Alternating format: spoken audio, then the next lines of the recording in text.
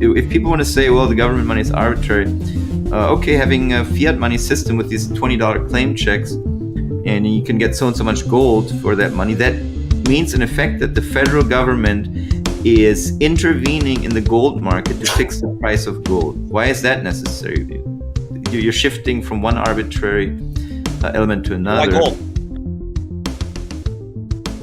Money has to be a store of value and maintain its purchasing power over long periods of time. Why? We learned in episode 1 that earlier in our history, our paper currency was just a claim check. It was a representation for real money of intrinsic value, the gold and silver that was held on deposit at the Treasury. You could walk into any bank. Hold on. I hate this conversation about intrinsic value. And yeah. I mean, you just immediately dive into this philosophical abyss when you argue about whether or not money has intrinsic value, because on one hand you say, well, you know, the gold is real and therefore it has real intrinsic value because it's in demand, and then the philosophical counterpart to that is, well, there's no such thing as intrinsic value because you need human beings to subjectively put their values on stuff that's just there, and you get into this big squabbling match over whether or not there's such a thing as intrinsic value. And from our point, we don't even have to touch that, because I don't even need to use the word value. I could just use demand. Whatever the government says the money is, whether it's gold or silver or paper or digits or dirt, or doesn't matter, right? The fact that they demand it as a tax is what causes the demand for the currency. Pay it or else. Oh, I guess I need it in order to function in society. Yeah. And also one thing he's kind of ignoring is, maybe he's going to get to that, but he said that currency springs into existence because reserves end up at the banks, but that's not really the currency that affects Main Street. That's not the money that circulates through the economy. That money is created through bank lending and through government deficit spending and through current account surpluses, not through, this back-end process that he's getting all excited about here. And yes, he's now obviously inevitably getting to the gold standard, which is obviously, that's to a large extent this video is all about, right? This guy is one of the typical cliche gold bugs who is going to tell you at the end of the video, the solution to this whole system is that you have to buy gold from him. And we've discussed that ad nauseum on our show, that there has been off and on a system called the gold standard, which is a fiat money system where the government fixes the price of gold, which is arbitrary, right? So just as arbitrary, if people want to say, well, the government money is arbitrary, okay, having a fiat money system with these $20 claim checks, and you can get so and so much gold for that money, that means in effect that the federal government is intervening in the gold market to fix the price of gold. Why is that necessary? You're shifting from one arbitrary element to another. Why gold? Right. Gold is just some metal in the ground that you arbitrarily picked. It has certain qualities, blah, blah, blah, blah, blah. Okay, fine. But you still arbitrarily picked it. It has these, obviously we know the what's this story called? The Austrian regression theorem and the barter theory of money, which says that primitive humans began the market by bartering, chickens against cows, and nuts versus tea or whatever. And in this process of these competing goods, the most homogeneous and fungible and durable and a couple of other attributes, whatever items, emerged as the most suitable medium of exchange. And so, because it has to have been that way, we know that gold and silver were the original money. And damn the evidence. Yes. Right.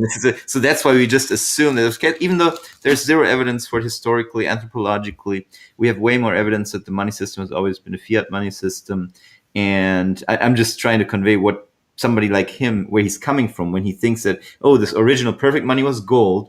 And so it was the perfect system to have gold claim checks. By the way, why wouldn't we then ideally be trading bags of gold dust and gold pieces? Right. Or if gold is so much more valuable, why didn't we claim it when we could?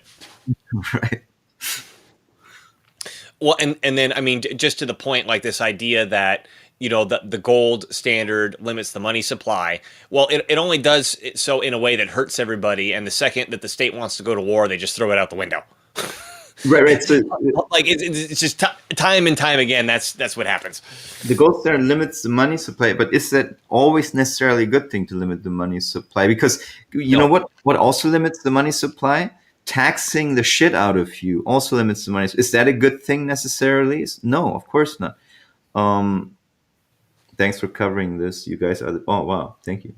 Nolly Western has just given us a compliment.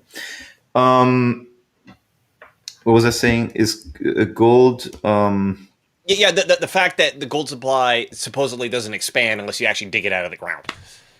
Right. So then that's a single variable optimization. We want to minimize the money supply growth, right? So and that's what we have to optimize for. It's like during the lockdowns, we have to optimize for minimal cough infections in this country. Everything else That's the only began. variable that matters. Yes. Exactly. Or the climate tards. They say we have to optimize for CO2 emissions and everything else be damned. That's a single variable optimization approach, which is idiotic, and it's designed for idiots because idiots can be presented a single simple number that they then get excited about meeting the goals. Graph goes up or graph goes down. Number, my emotions go up met, and my emotions go down. That's it. Yes. Right. And then to give a concrete example of that, I think this is important. I've interviewed Dr. E. Michael Jones on his book, Barren Metal, The Conflict, the history of, I can't remember the subtitle. He wrote this book called Barren Metal, which basically he makes an argument for why usury is bad and how usury has been used to exploit the working class since time immemorial. It's from a Catholic perspective. It was very interesting. And we're not here to talk about usury today, but the point that we're making right here is this gold standard and whether or not a money supply should or shouldn't expand and contract. Specifically on the gold standard, I believe there was in the United States a depression in 1878. If you're typing quickly, you can look up whether or not I got that date right. But Dr. Jones' argument, he's got a chapter specifically on it, is that there was this push for a gold standard and the agricultural community couldn't handle it because the agricultural community needed to be able to expand the credit they had in the spring in order to buy all the seeds and the fertilizer and stuff that they need, where they can turn around and then cash it out in the fall or whatever that they harvest. And so that this ability for the money supply to expand and contract was necessary for the agricultural system to be able to do what it does. And when they switched to the gold standard, where okay, now it's fixed and we can't expand and contract, there was this massive, what's the word I'm looking for, catastrophe in the agricultural sector, and it caused a depression. So this, like Nima was saying, this idea that, hey, that we have this one thing, and we got to make sure that the money supply is equal to the money supply, and therefore it retains its value. That's a factor to consider on the table, but to say that it's the only factor and everything else be damned, you get an example like I just described. Yeah, I see 1873 was a panic. Maybe that was it. Yeah. I'm quoting it from memory. Just to be, and there was also depression of 1882 through 1885. So maybe that's what he's talking about. Yeah, somewhere. It's one of those. I don't remember which. Weird. So what I kind of appreciate the MMT approach is that they're saying we want to optimize for the variable of full employment. And I think that is a less arbitrary variable to optimize for, because there's so much misery comes due to unemployment, and we went through the list doesn't end. It's not just monetary issues, but life expectancy, drug abuse, domestic violence, crime, incarceration, the ability to form a family, to create the next generation. Mm-hmm. And to have a meaning in life and sharpen your brain and your skills and all these things are important. So you could say that, okay, that's also arbitrary. Okay, but I think it's less arbitrary Well, than I don't think it's arbitrary because remember, what's the cause of unemployment? exactly This money system in the beginning is what causes the unemployment.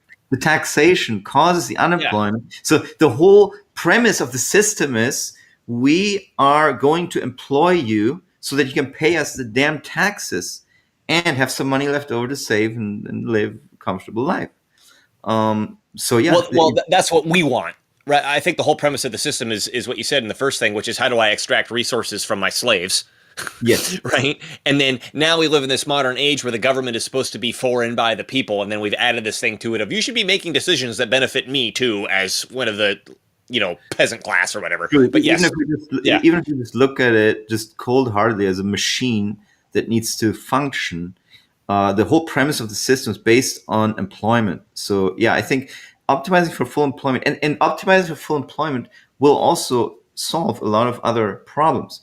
Now, Right. going back, so what this guy is going to talk about later is how this system is inflationary and how the banks profit from this inflation because they get the money first, but they make loans. They don't spend the money on consumer goods and investment goods necessarily. They mostly make loans, and loans generally carry a fixed interest rate. This is why most knowledgeable historians have written about how banks have generally favored the banking lobby. Carol Quigley writes about this in Tragedy and Hope, that the banking lobby has generally favored an austerity, low inflation, a gold standard system in many cases. This is where this comes from.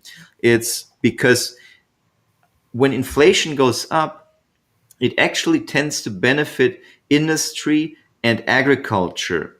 Debtors. Much more. Yeah. What was it? It benefits the debtors, not the creditors. Yes. Because it's easier to pay back the loan. Yeah. And there's more money available to pay back a loan that was made when the money was more valuable.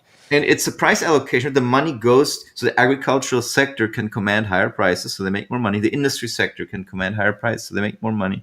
So in a sense, you could argue that inflation actually is the last thing that the banking lobby wants. And it's actually much rather what the agricultural sector and the industry sector. Agriculture is not that relevant anymore nowadays. And as far as, okay, but the money you earn declines, but under full employment, you can command a higher salary. And guess what? That's what happens when inflation goes up. Incomes also tend to go up with it over the long term. And on top of that, what's always ignored is that you can put your money in a portfolio where, even if it's just a savings account right now, earns about 4% if you put it in a treasury money market fund, treasury only short-term money market fund, earns about 4%. The reference interest rate is about 4.25 to 4.5%. And the inflation rate has dropped to something like 2.9%. It may even be lower. The next reading may surprise a lot of people, in my opinion. That's just speculation. But there's this chart, this crypto project called Trueflation, which measures, I think the number they measure is pretty good. And they have suggested inflation, and they track it daily. And according to their chart, it has just dropped to something like 1.3 or 1.5%. So anyway, my point is just, at the moment, you actually earn, so they're saying it's 1.46% right now. If you want to throw it up real quick, but actually we don't have to get bogged down with that. Yeah. Let me keep us where we're at here. Yeah. Okay. But I mean, I think your point is well taken, which is, why is inflation the most important variable that we have to tackle when it has these horrible side effects for everybody trying to live? Right. So once again, single variable optimization.